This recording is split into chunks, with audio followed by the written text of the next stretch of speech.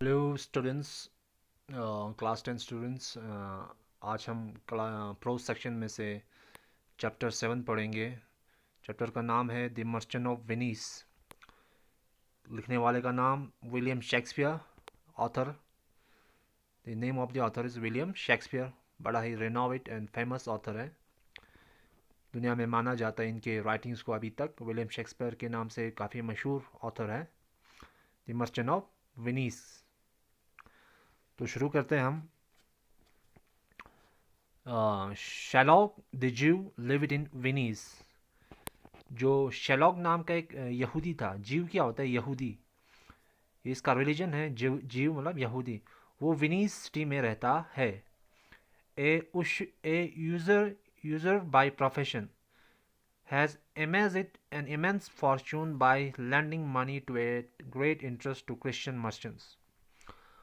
वो क्या था? वो मनी लेंडर था। वो पैसा उधार देता था और उसके पास बहुत ज़्यादा फॉर्चून था। फॉर्चून मतलब प्रॉपर्टी बना था।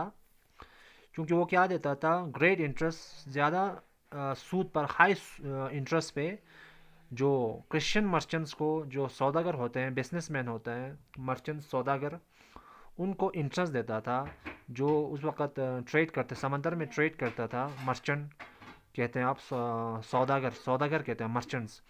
हाई इंटरेस्ट रेट पे, हाई सूद पे, सूद सूद समझते हो ना? जो पैसा लैंड करते हैं और उस पर इंटरेस्ट चढ़ता है। फॉर एग्जांपल हमारा बैंक से अगर हम लोन लेते हैं, अगर हम बैंक से हम लोन लेते हैं तो उस पर इंटरेस्ट चढ़ता है।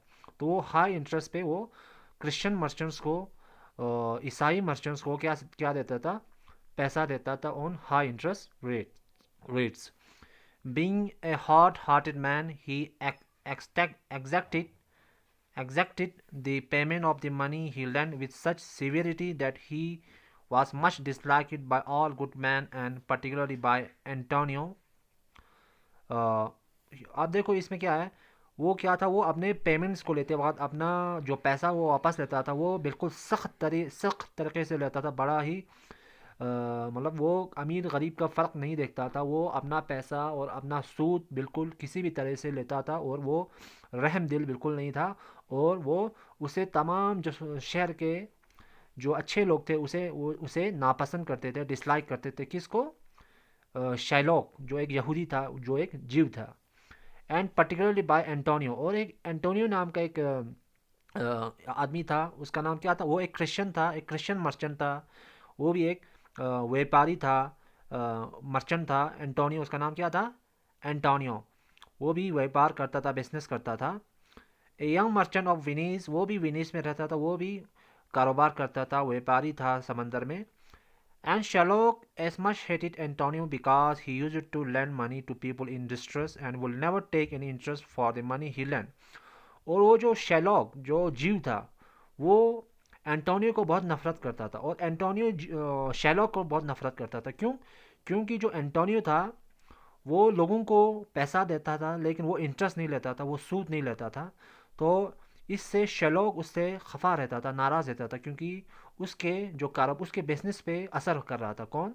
एंटोनियो। क्योंकि एंटोनियो लोगों को बिना इंटरेस्ट के पैसा देता था। वो गरीबों का, जो लोग मुसीबत में, डिस्ट्रेस में, उनकी मदद करता था। तो शेलोक उसको नापसंद करता था और एंटोनियो शेलोक को नापसंद करता था।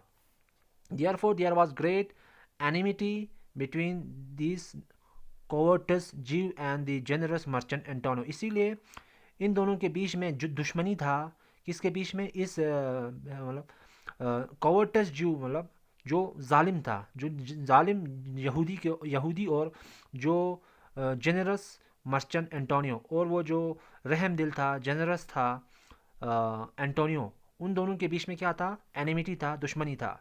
Whenever these two met in on the Rialto. Rialto क्या होता है? जहाँ पे मर्चेंट मिलते हैं, जहाँ पे वो लोग ट्रेड करने के लिए मिलते हैं, exchange. Antonio used to reproach Shylock for his hearted usury. Antonio Shylock को, जब वो लोग रैल्टो पे मिलते थे कारोबार के टाइम पे, तो एंटोनियो जो था वो शैलोक को बुरा भला कहता था। क्यों? क्योंकि उसके जो बिजनेस करने के एथिक्स को लेकर, क्योंकि तुम बहुत गरीबों पे तुम जुल्म करते हो, ऐसा ऐसा वो उसको ताना देता था। किसको? शैलोक। कौन? Antonio. The Jew will bear this with same patience, where he secretly mediated revenge. ये जो यहूदी था उस वक़्त एंटोनियो की बातों को बिल्कुल बर्दाश्त करता था, और लेकिन वो दिल ही दिल में वो चाहता था कि वो उससे रिवेंज ले, बदला ले। एंटोनियो यंग फ्रेंड बेसिनो, आप देखो इसमें और एक कैरेक्टर आ रहा है, उसका नाम क्या है, बेसिनो। एंटोनियो का जो रहम दिल जेनरस जो क्रिश्चियन का एक फ्रेंड था, उसका नाम क्या था, Bassanio, was in love with a rich and beautiful lady called Portia. वो जो बेसिनियो को, एंटोनियो का जो दोस्त है बेसिनियो, उसको एक यंग लड़की जो काफ़ी अमीर थी, रिच थी, ब्यूटीफुल, काफ़ी खूबसूरत थी, उसका नाम क्या था, पोर्शिया, उसके साथ प्यार हो जाता है। Who live in city of Belmont, और वो जो ये लड़की जो पोर्शिया है वो एक सिटी में रहती है, उसका नाम क्या है, बेलमोंट।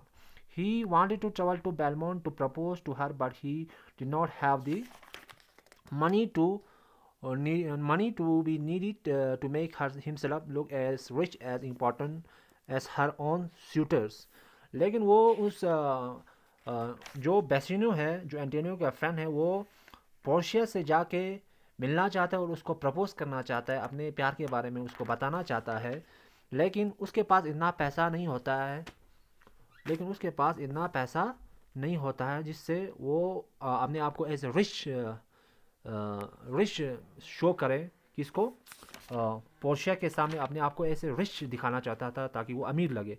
और जो दूसरे जो सूटर्स थे जो लाइन में लगे थे एंटोनिया को, जो पोर्शिया से शादी करना चाहते थे, उनकी तरह वो भी एक अमीर लगना चाहता था ताकि पोर्शिया उससे क्या हो जाए, इम्प्रेस हो जाए, लेकिन उसके पास इतना पैसा नहीं था।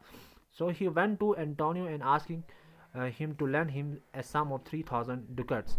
इसीलिए वो एंटोनियो के पास चला गया, अपने दोस्त के पास चला गया, कौन, बेसिनो, और उससे कहा कि मुझे कुछ पैसे चाहिए, मुझे 3000 डुकट्स चाहिए। तो 3000 डुकट्स क्या होता है, उस वक़्त का विनेस का करेंसी हुआ करता था, पैसा हुआ करता था। तो उसने कहा कि मुझे 3000 डुकट्स चाहिए। आज के लिए इतना ही रखते हैं, नेक्स्ट टाइम हम फिर मिलेंगे, तब तक के लिए थैंक यू।